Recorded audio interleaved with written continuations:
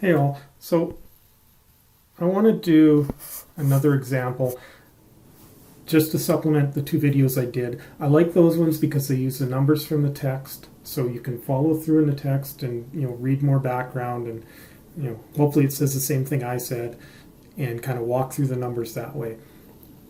But I kind of want to do this one as well. This is a very simplified example with very simple numbers, and I want to lay out the four methods side by side so we can sort of highlight the difference between them. I had started on this and I screwed something up, so I'm going to leave it here. So what we're looking at, we're going to acquire control of Subco. And Subco only has one asset. It's on the books for $200, and therefore they have equity at $200. That's their balance sheet. And the fair value of that one asset is actually $300. Okay? And we're going to assume that we're going to pay $180 for 50% of sub. I use it 50% because it's an easy number, and we're just going to assume 50% gives us control or proportionate control in the proportionate consolidation method. Okay, so we're going to pay $180. We're going to get 50% and control. And we'll look at the four methods side by side.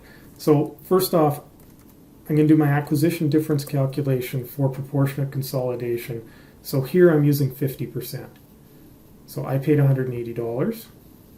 The carrying value of the assets I'm acquiring is $200 times 50%, which means I have an acquisition difference of $80. What does the acquisition difference relate to? Well, it's to my one asset. And again, I'm going to pick up 50% of the difference between fair value and carrying. So 300 minus 200 times 50% is 50, and I get goodwill of 30. So what numbers do I pick up from the sub when I consolidate? Well, I'm going to pick up 50% of the fair value of that asset. I'm going to pick up the goodwill I calculated. There is no NCI because I'm only reflecting my share of the assets, net assets. So again, just my test to make sure that this equals my investment. I've got my total assets minus my NCI is 180. Okay? That's proportionate consolidation. What do I do if I'm using the parent method? Well, with the parent method, I'm going to leave my my acquisition difference calculation the same. It would be a little, well, actually no, this kind of works. What's going to pick up on my balance sheet? Well, my assets are going to be at the carrying amount, so $200, plus 50% of the difference between carrying and fair. So 300 minus 200, oops, times 0.5. I'll make this a little wider. It's going to fill my screen. Okay, so under the parent method, which again you're not responsible for, I'm picking up the carrying value, all of it, and then 50% of the difference between fair and carrying, because presumably that's, demonstrating that's what I paid for it. So equal to, I'm just going to put 250 here rather than do the whole calculation. Right, it's 200 plus a $50 difference. My goodwill is the same calculation, so there's my $30. My NCI, the non-controlling interest, the other shareholders get 50% of the carrying value. So it's going to be equal to 200 times 50%.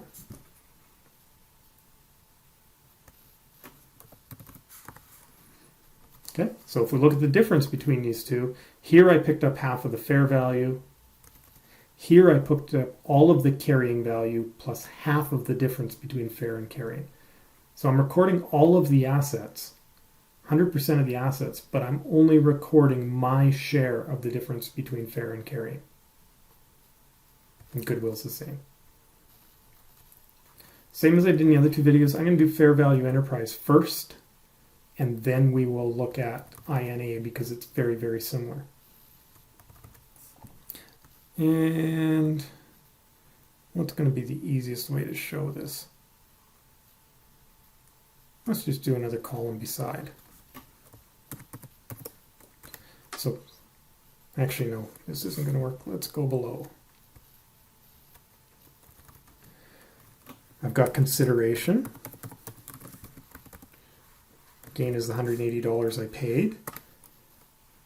And now I'll have to look at, well, if I paid $180, what's the company worth? So the term we use is implicit value of 100%. And the math is, what did I pay divided by the percentage I acquired? So 180 divided by 0.5. So again, I think the numbers are kind of straightforward. If I paid 180 for half, that implies that the company is worth 360. So I've got an acquisition, the carrying value of this company is the 200. So I've got an acquisition difference of 160. What does that relate to? Well, I've only got one asset. There's a $100 difference there. Right, 300 minus 200. And that leaves me with goodwill of 60. Okay, I paid 180 for half, means the company's worth 360, has a book value of 200, so there's an acquisition difference of 160. I know that 100 of that 160 relates to that single asset it has, so the other 60 must be goodwill. So I pick up my numbers over here. I'm picking up the full fair value of the hard asset. I'm picking up the goodwill I calculated. My NCI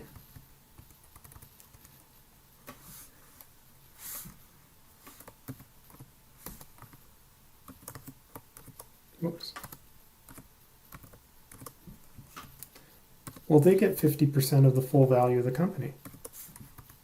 Oops.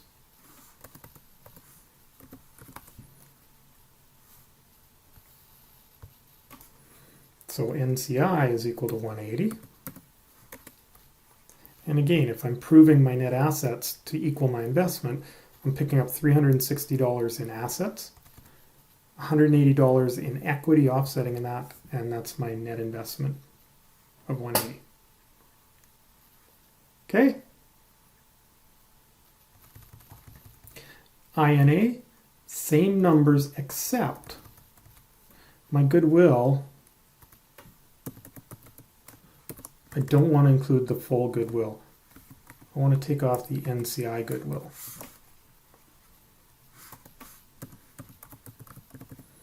Right? Goodwill's a hokey calculation. I don't know that I should necessarily reflect 100% of the goodwill since it's such a hokey calculation. I just want to pick up my share. So 50% of this that belongs to the NCI, I'm going to take out. So this is my goodwill using INA. My NCI, again, I'm going to take off the NCI goodwill.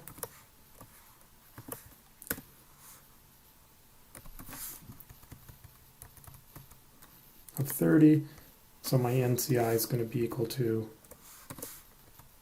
150. Okay, so asset, full fair value. Goodwill, just my portion of the goodwill. NCI, 50% of the full fair value of the assets, but not 50% of the goodwill. So I backed it out.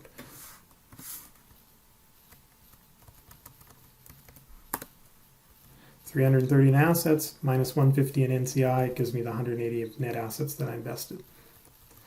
So kind of the reason I want to do this, if you look at these numbers and kind of get the comparison, on these three I'm only picking up my share of the goodwill. On this one I'm picking up the full fair value and all the goodwill. On this one I'm picking up 50% of the fair value of the asset. because I only control 50%, right? Proportionate consolidation. On this one, I'm picking up all of the asset because I control it, but all of the carrying amount, but I'm only picking up my 50% of the differential between cost and fair value because I don't want to reflect what other people would pay for the asset. I just want to reflect what I was willing to pay for it. Whereas on these two methods, I'm picking up the full fair value of the asset. So there is a slide with a bunch of columns and some shading that I had recommended you take a look at and that I thought kind of made sense. That's basically what it said. So hopefully, same calculations as the other two videos. Hopefully this helped or kind of lays it out a little differently, and a little repeat, and hopefully it makes sense. Talk to you later.